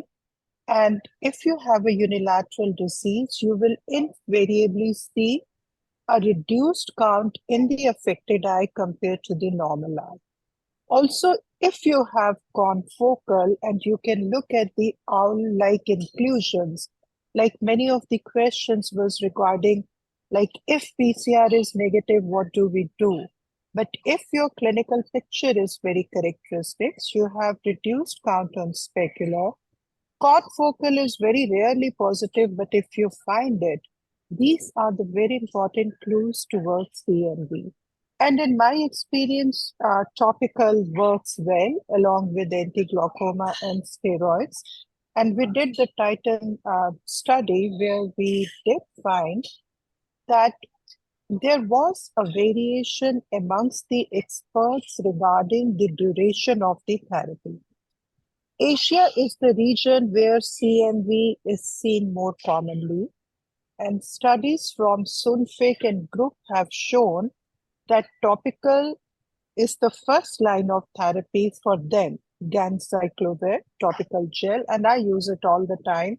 And I actually monitor my specular count as one of the measures of response to topical therapy. The oral is added in cases with recurrent, and in Europe, most of the experts would treat it for 2 years. So was the case in Asia Pacific, but our colleagues from US would give it for 6 months. So there are a lot of questions, but I think we do not have the clear-cut answer yet. But as Uwe said, it will depend on patient's response, monitoring, and how the patient behaves when you want to stop it, you know. Dr. Vishali and the others, the iris atrophy which Dr. Jonathan showed is so funny and peculiar. Have you seen such iris atrophy? I have seen this in a case of Badi, like Ilkanur used to show us those beautiful cases of Bate and Badi and fluoroquinolone. So I had this patient who had undergone LASIK surgery. And following the LASIK surgery, the patient continued to have some of these pigment and they kept on treating with fluoroquinolone. So long-term use of fluoroquinolones and the bilateral iris atrophy, both in Bate and Badi, can be like this. But in this case, it was unilateral, and the recurrence after 1 year, they didn't have Yeah, fluoroquinolone that is the treatment. point. Yeah, That that's is the point against. Yeah. And this AC granuloma, probably the audience from Africa can also see whether they have similar cases. Because the countries along the equator has the disease. I don't have any cases like that in Addis Ababa, but it's not really a tropical area because the altitude is so high. But you certainly keep your eyes open for that.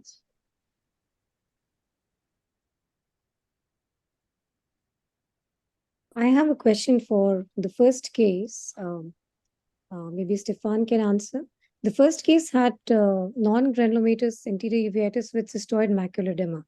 So my question to in fact all the panelists is, how often do you do a fluorescein angiography when you see cystoid macular edema, or you just treat with depot steroids or subtenon or just topicals, or do you? What's your next line of action? When it is fibrinous reaction, probably OCT will do. But when there is vasculitis and cystoid macular edema, FFA, we opt for. Okay. Usually in anterior uveitis, you do not do fluorescein angiography. If you would do fluorescein angiography in anterior uveitis, especially wide field fluorescein angiography, you would see leakage in the periphery, but it really doesn't indicate that there's a posterior segment involvement. So look at the cells. I mean, if you have some cells in the anterior vitreous, then it's just a spillover. If you have cells in the posterior vitreous, or even more cells in the vitreous than the anterior chamber, then you probably have to rethink your diagnosis, whether it is an anterior uveitis, and do a fluorescein anyway. But just if you have typical signs of anterior uveitis, the cystoid macular edema is a complication. It's not an own disease entity. It's just a complication. And in general, we do not use fluorescein just for seeing the cystoid macular edema. if you do, we've done it in the single cases, and then you see a little leakage, but it really doesn't make a difference. It still is an anterior uveitis, looking at the cells and comparing anterior chamber versus vitreous. So this would not be our common approach.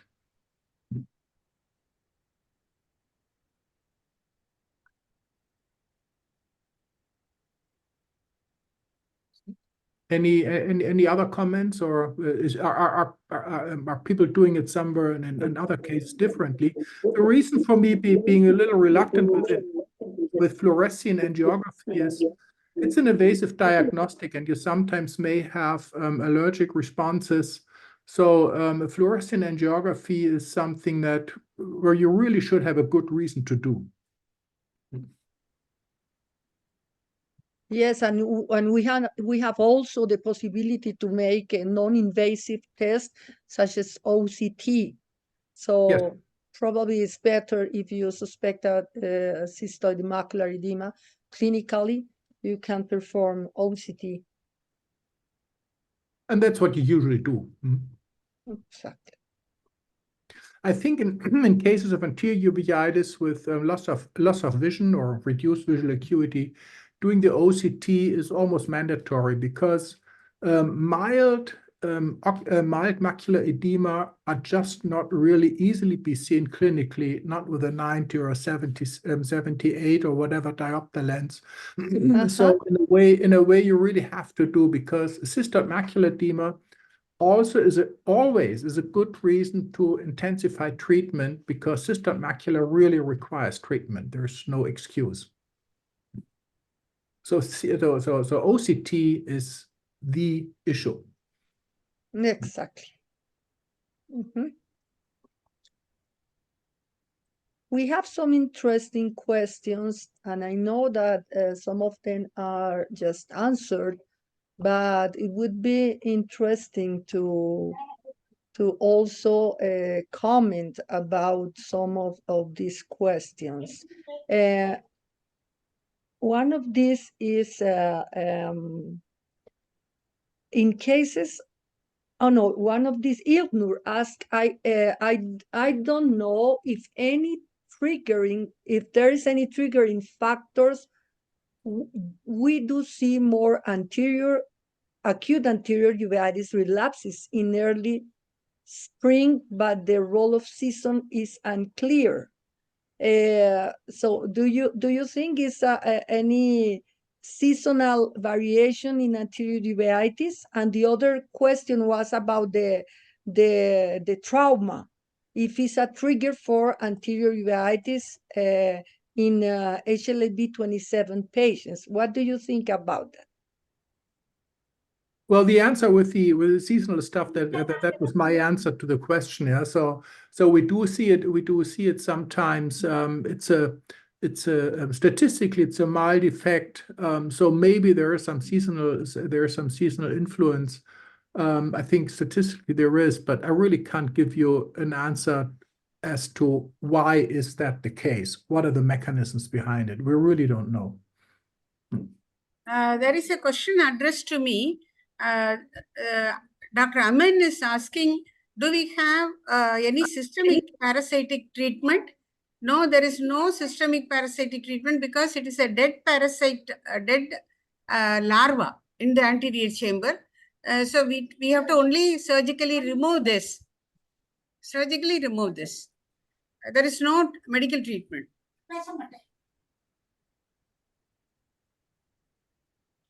Hope I have answered. Yeah.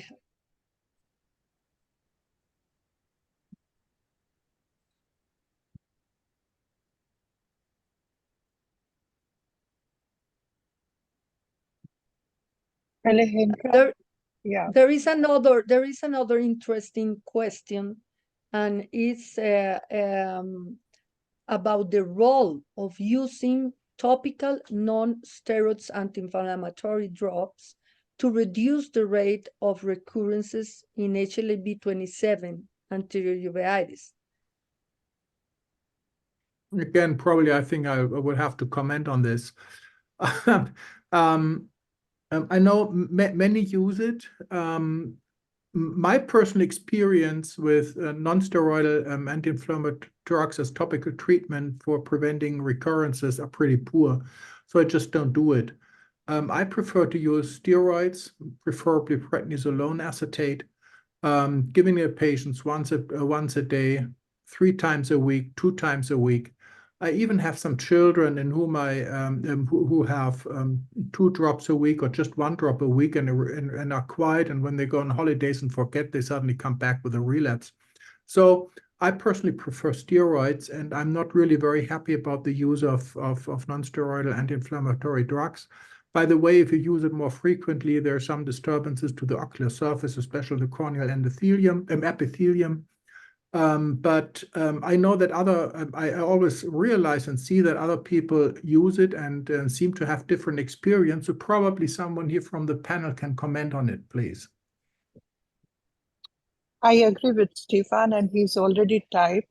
Giving a long-term prophylactic non-steroidals have not shown in literature any evidence to prove that they will reduce recurrences. So we do not have the evidence in literature to recommend its use. That would fit my experience. So I have a point to make regarding Postner-Schlossman syndrome.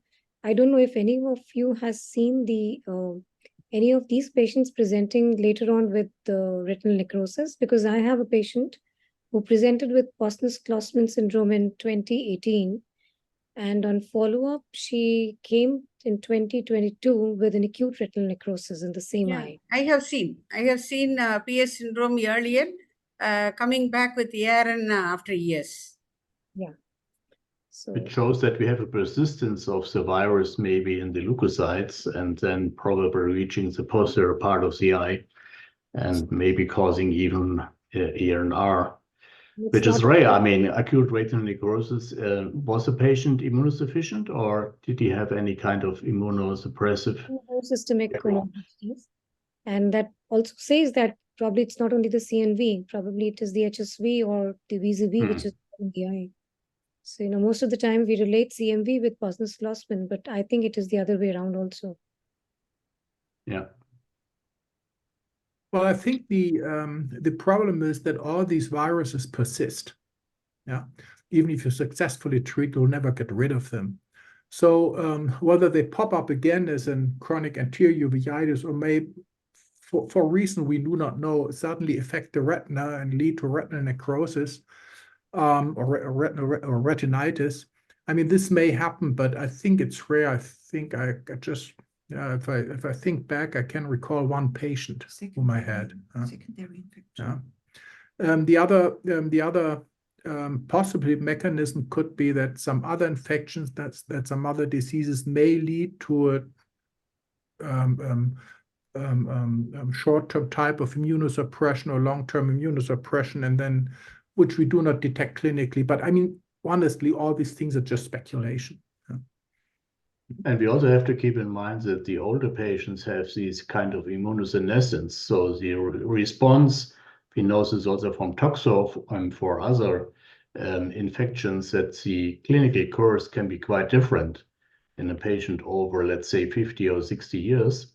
And many of these patients may respond in a different way and present otherwise. And I'm not sure whether I have given the answer to the anterior chamber tab, since I have a problem with technique, I'm sorry. So what I wanted to explain is that we are using mainly the Whitmer-Goldman coefficient, which seems to be also in the viruses a bit more reliable, let's say, since the patient may have just a very few days, even a shorter time, appearance of the virus in the anterior chamber, and this may disappear quite soon. And the persistence of the antibodies is probably, in this case, a better way to detect the responsible agent. And if you can do both PCR as well as anterior chamber antibody synthesis, I think that's the best way to detect any of the organisms. Same is true also for Toxo or for other organisms that you may miss if you do just once a tap and your PCR is negative. That's my personal experience, and I think the Dutch group also has shown this this difference between PCR and antibody synthesis, which is difficult to get. So it seems to be that you need your own lab to do this, since it's not commercially usually available and not so frequently done in the infectiology labs. That's some point to discuss maybe also. Mhm. I agree, Uwe. We are using Goldman-Webber coefficient more and more at the beginning for research, but now we are starting to do it because it's very useful, and because one of the concepts we are trying to convey here is that the PCR, if the PCR is negative, we should not rule out the infection disease, because sometimes I see that colleagues send the sample for PCR, and then when it's negative, they say, okay, it's not viral, okay, it's not an infection, but this is not the way to do it. So we have to make an empirical treatment and see how the patient responds. But the thing is that PCR positive confirm 100% confirm the diagnosis. But if this is negative, we cannot rule it out. The clinical is the main or the most important thing. And I have a question. When you have a patient with under treatment with antiviral therapies, how often do you ask for a liver or a renal function? Because I have some patients with really bad problems in renal function with, for example, valganciclovir. Here is super expensive, and then also we are experiencing problems with renal function troubles. I think at the beginning you have to have a basic value on creatinine, on the clearance, and if the patient is healthy, I mean this still is the case in many patients, I would do the first test after 4 to 6 weeks, and then I follow the patient in, let's say, 2 or 3 months. And it's sometimes difficult to get the results, so sometimes we do it ourselves in the clinic just to be sure that it has been done. And sometimes the patient even does not care, doesn't go to the general practitioner, and therefore I think to be on the safe side, I would do this, since I think it's important.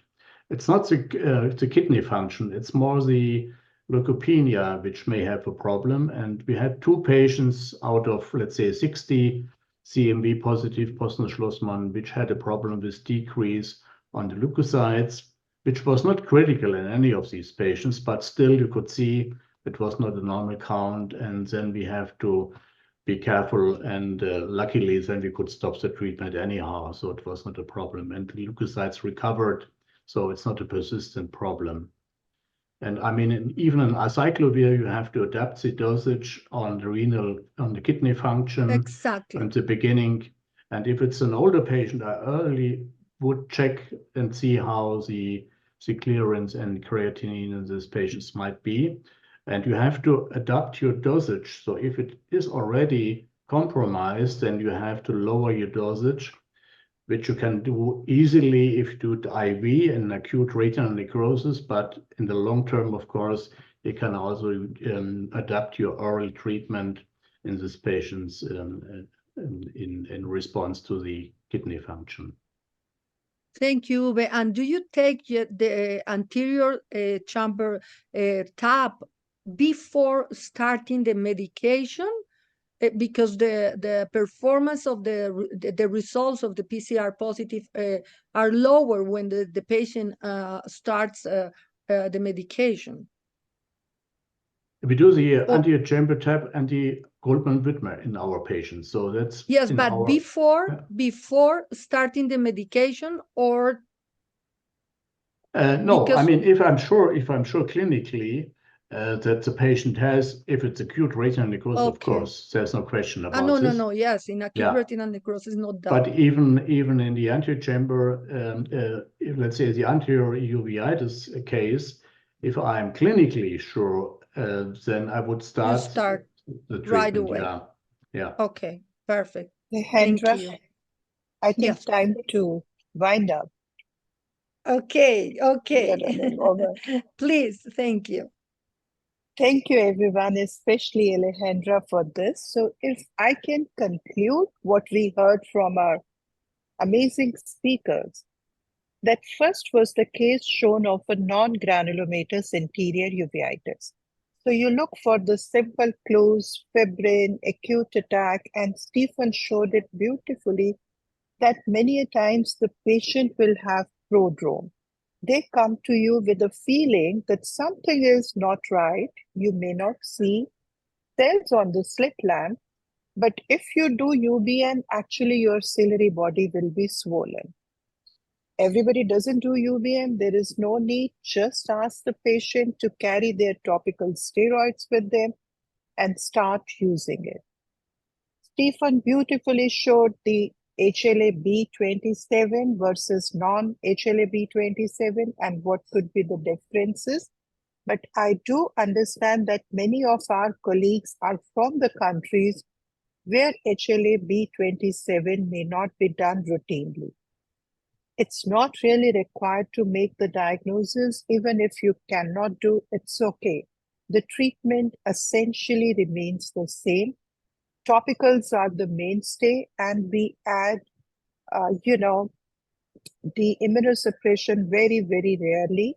But again, Stephen said a beautiful point that you have to know that it is only anterior uveitis by ruling out the posterior segment involvement. Because the equation of giving immunosuppression, biologic, systemic treatment will change the moment anterior uveitis is not standalone and it's a part of the posterior or panuveitis.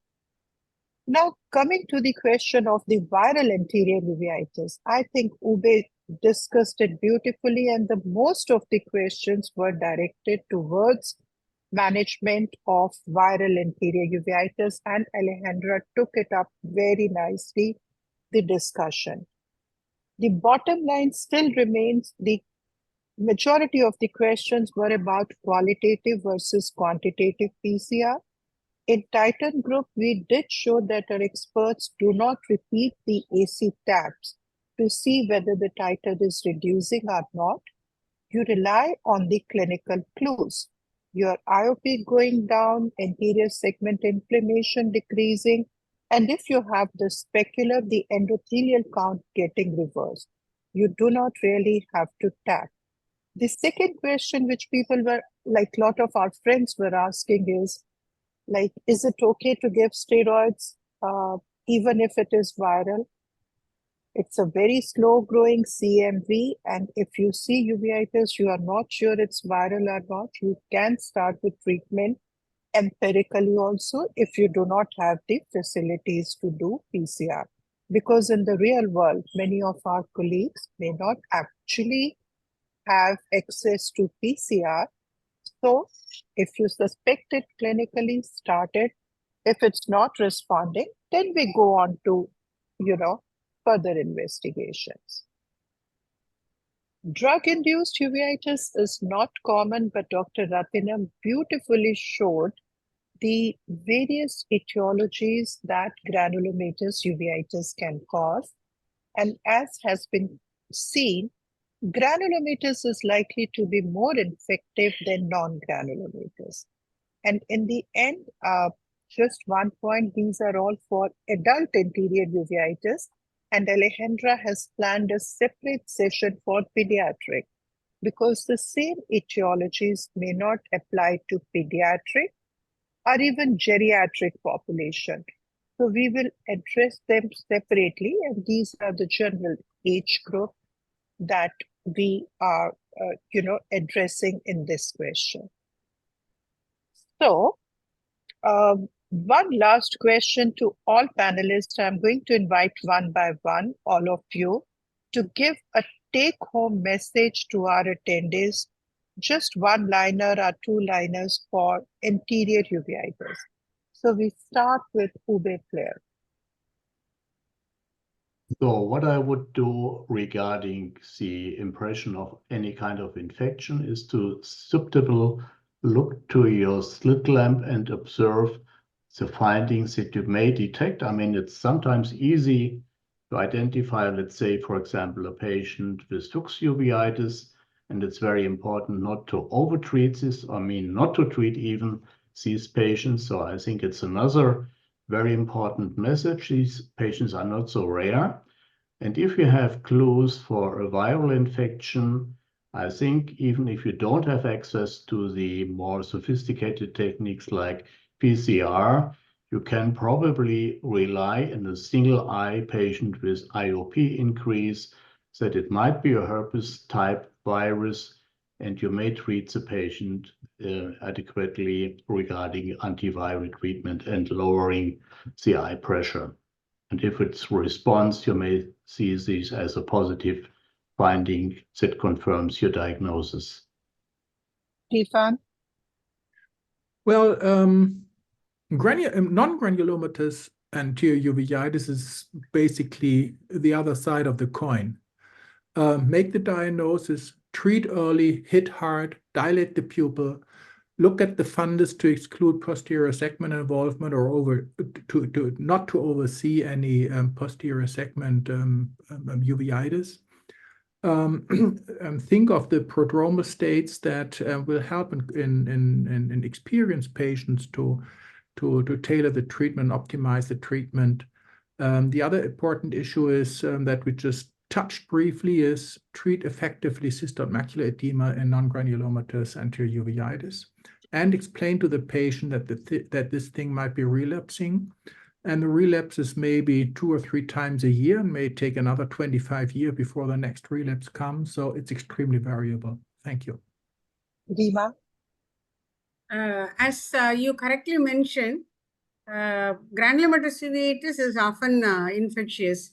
So we have to be very careful, especially when it is unilateral anterior.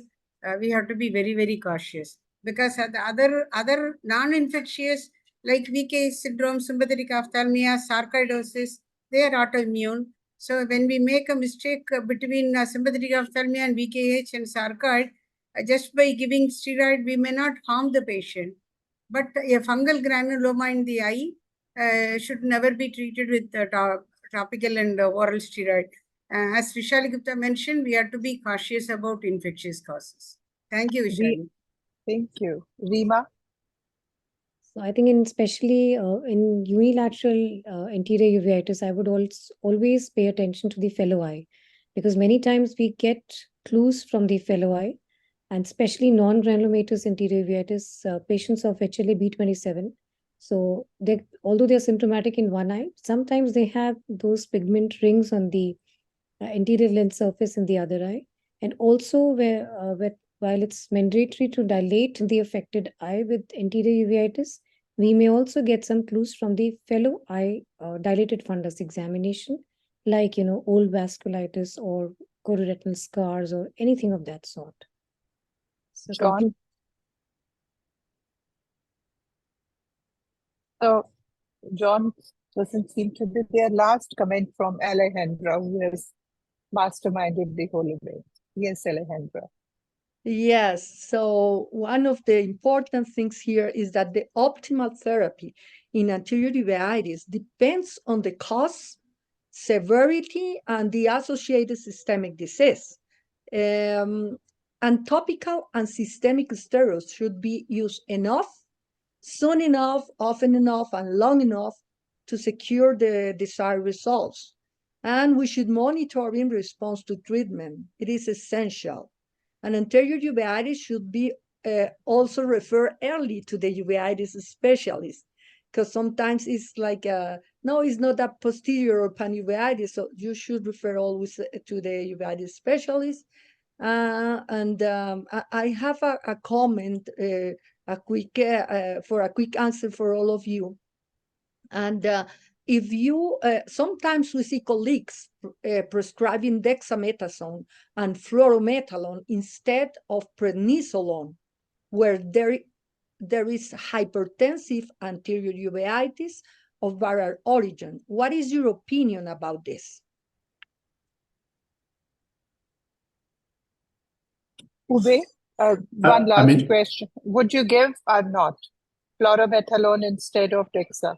No, fluoromethalone doesn't penetrate, so I think this is not making sense. So but prednisolone or even dexamethasone higher concentration will reach, and it's important since the anti-inflammatory treatment will also lower the pressure since it has an effect on trabeculitis, and therefore I think it's necessary in many cases.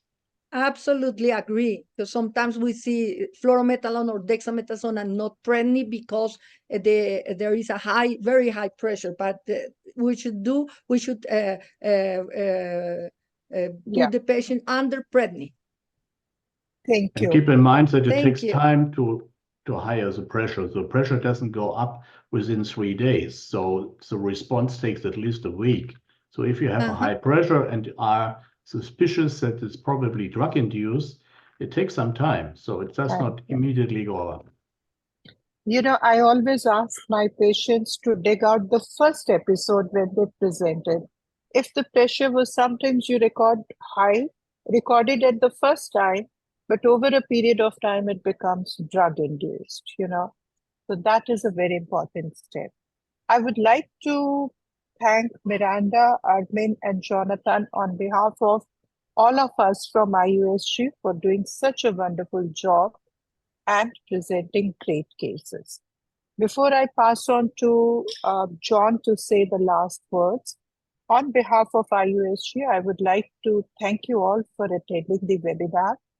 Please write your comments. This is a new series we have started, and we would like to make changes, modify it, customize it as per your comments and suggestions.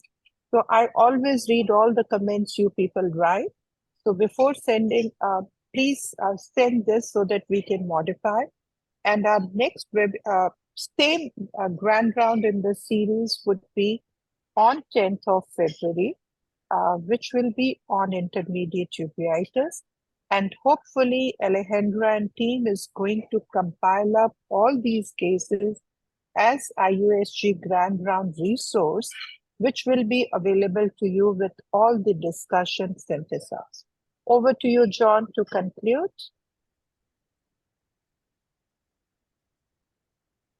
You are muted.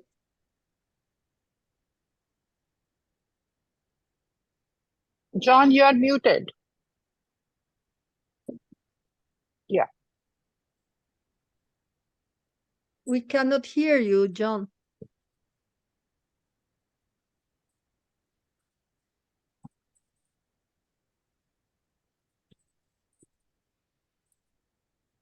Yes. I think we are not I'd like to thank Alejandro in particular for arranging this beautiful session as sort of the leader of this session and the editor of the eventual book.